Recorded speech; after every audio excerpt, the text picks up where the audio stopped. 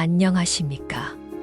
오늘은 60세 이후 인생의 또 다른 즐거움, 바로 동호회 가입과 활동에 대해 이야기해 보겠습니다. 많은 분들이 은퇴 후 이렇게 말씀하십니다. 이제는 시간이 많은데 같이 나눌 사람이 없네.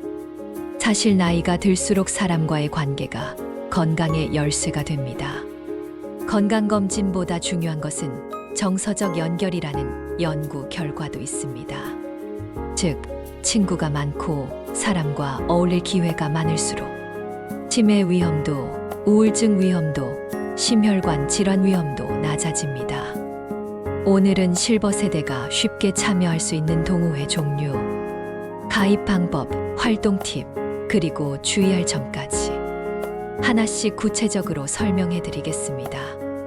파트 1. 왜 동호회가 필요한가? 퇴직 후에는 사회적 역할이 급격히 줄어듭니다. 매일 출근하던 시간이 비게 되고 대화의 기회도 줄어듭니다. 처음엔 편하지만 시간이 지나면 외로움이 찾아옵니다. 이 시기에 사람과의 관계를 회복하는 방법이 바로 동호회 활동입니다. 한국보건사회연구원 조사에 따르면 60세 이상 어르신의 70%가 외로움을 느끼고 있다고 답했습니다. 하지만 정기적인 모임에 참여하는 사람은 그 비율이 절반 이하로 떨어졌습니다. 즉, 사람과의 만남은 약보다 강력한 치료제인 셈이죠. 동호회는 단순한 취미 모임이 아닙니다. 나와 같은 관심사를 가진 사람을 만나고 함께 목표를 세우고 성취를 공유하며 삶의 의미를 되찾는 과정입니다. 그 과정에서 정신적 안정감, 사회적 소속감, 자신감을 얻습니다. 파트 2. 동호회가 주는 5가지 긍정적 효과. 첫째, 정신 건강 개선입니다.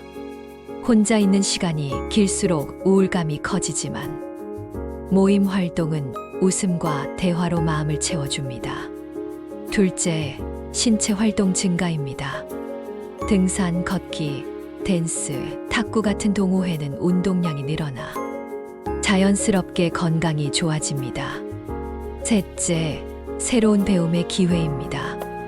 사진, 음악, 글쓰기, 봉사 등 새로운 기술을 배우면서 뇌를 자극하고 치매 예방에도 도움이 됩니다. 넷째, 세대 간 교류입니다. 요즘은 실버 세대와 청년 세대가 함께하는 동호회도 많습니다. 예를 들어 스마트폰 사진 교실, 온라인 글쓰기 모임 등은 젊은 세대와 자연스럽게 교류할 수 있는 공간입니다. 다섯째, 삶의 활력 회복입니다. 규칙적인 모임은 일상의 리듬을 만들어줍니다.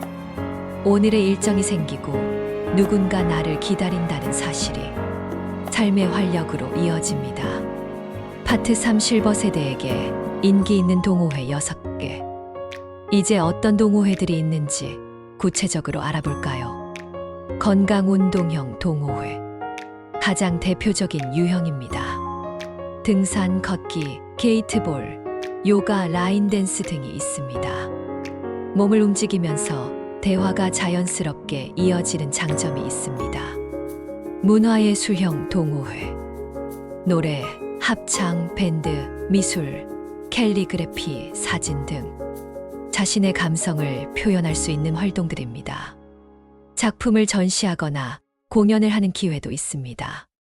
배움 자기 개발형 동호회. 컴퓨터, 스마트폰 활용법, 유튜브 제작, 영어 회화 등 새로운 기술을 배우는 모임입니다. 요즘은 시니어 대학과 연계된 프로그램도 많습니다. 봉사형 동호회.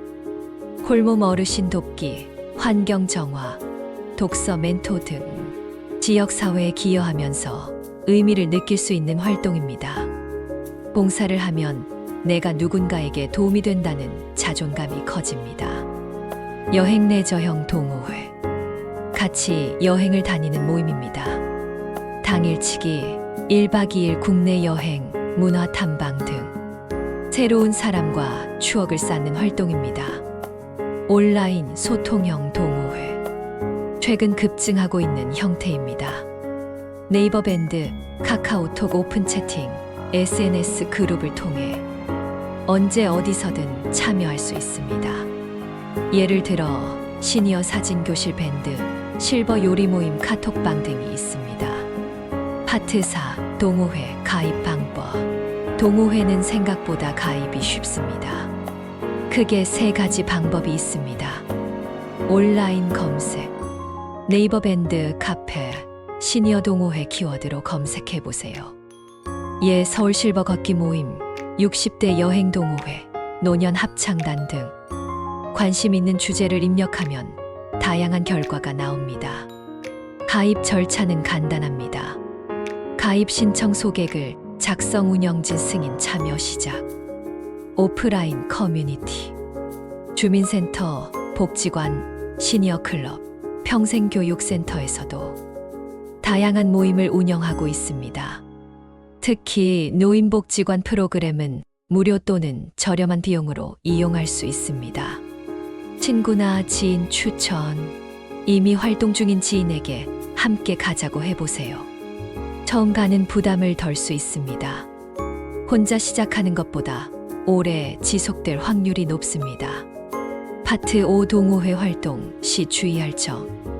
동호회는 즐거운 공간이지만 몇 가지 주의할 점이 있습니다. 첫 번째, 본인에게 맞는 수준의 모임을 선택하세요. 너무 젊은 층 위주의 모임은 피로감이 생깁니다.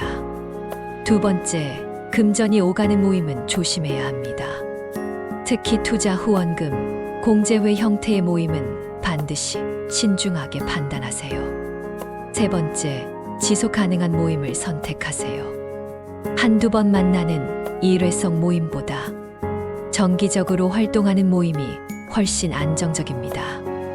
네 번째, 건강을 고려한 참여가 중요합니다. 운동 모임이라면 체력에 맞게 조절하고 무리하지 말고 휴식을 충분히 취하세요. 다섯 번째, 타인을 배려하는 마음이 중요합니다. 나이와 상관없이 서로를 존중하면 모임은 오래가고 더 따뜻해집니다. 파트 6. 동호회 활동을 즐기는 5가지 꿀팁. 첫 번째, 처음엔 관찰자처럼 시작하세요. 처음부터 중심이 되려 하기보다 분위기를 살피며 자연스럽게 적응하세요. 두 번째, 자신의 이야기를 나누세요. 자기소개 시간을 잘 활용하면 공감대를 쉽게 얻을 수 있습니다. 저는 요즘 손주 돌보며 사진 배우고 있어요. 이런 말 한마디가 좋은 인연을 만듭니다. 세 번째, 작은 역할부터 맡아보세요. 모임 사진 찍기, 참석자 명단 정리, 간식 준비 등 작은 일이라도 맡으면 모임의 일원이 된 느낌을 받을 수 있습니다. 네 번째, 정기적인 참여로 신뢰 쌓기. 모임은 꾸준히 오는 사람을 기억합니다. 한 달에 한 번이라도 정기적으로 참여하세요. 다섯 번째, 모임 외 활동으로 확장하기. 함께 전시회 가기, 소풍 가기, 소모임 만들기 등 소규모 친목 활동을 병행하면 관계가 더 깊어집니다. 파트 7. 실제 사례로 보는 성공적인 동호회 활동. 서울의 67세 이모 씨는 은퇴 후 무료함을 느꼈습니다. 우연히 주민센터 게시판에서 시니어 기타 동호회 모집 공고를 보고 참여했습니다. 처음엔 코드 잡는 것도 어려웠지만 지금은 회원들과 함께 작은 공연도 열고 있습니다. 그는 이렇게 말합니다. 이 모임 덕분에 다시 아침에 일어날 이유가 생겼어요. 부산의 72세 정모 씨는 실버봉사단에 가입했습니다. 독거노인 가정을 방문의 말벗이 되어주는 활동을 합니다. 정 씨는 도움을 주면서 오히려 내가 더 치유된다고 말합니다. 이처럼 동호회는 새로운 인생의 무대가 될 수 있습니다. 파트 8. 온라인 시대의 실버 동호회. 요즘은 온라인으로도 충분히 동호회 활동이 가능합니다. 유튜브 댓글 커뮤니티, 네이버 밴드, 줌 모임, 카카오 오픈 채팅방 등을 통해 시간과 장소의 제약 없이 만남을 이어갑니다. 예를 들어 실버 요리 교실 밴드에서는 매주 요리 영상을 공유합니다. 시니어 장문 모임에서는 온라인으로 글을 쓰고 피드백을 주고받습니다. AI 시대 시니어 스터디에서는 챗GPT나 불 같은 도구를 배우는 분들도 있습니다. 즉, 디지털 세상에서도 관계의 힘은 여전히 유효합니다. 파트 9 함께하는 삶이 건강을 만든다. 미국 하버드대 75년 장기 연구에 따르면 가장 행복한 사람의 공통점은 돈도 명예도 아닌 좋은 인간관계였습니다. 우리가 나이 들며 지켜야 할 것은 건강한 관계 습관입니다. 매주 얼굴을 보고 인사할 사람이 있다는 것. 그것이 진정한 노후 자산입니다. 동호회는 단순한 취미가 아닙니다. 그곳은 우리가 다시 누군가의 이름을 부르고 대답을 듣는 곳입니다. 오늘은 실버 세대 동호회 가입하기에 대해 알아봤습니다. 요약하자면 외로움을 예방하고 활력을 주는 최고의 비결은 사람입니다. 나와 맞는 동호회를 선택하고 꾸준히 참여하며 함께 웃고 배우고 성장하는 과정이 곧 건강한 노후의 길입니다. 나이를 이유로 주저하지 마세요. 누구나 새로운 친구를 만들 수 있습니다. 오늘 바로 검색창에 내 근처 시니어 모임을 입력해 보세요. 그리고 첫 발을 내디드세요. 그 한 걸음이 앞으로의 10년을 바꾸게 될지도 모릅니다. 감사합니다.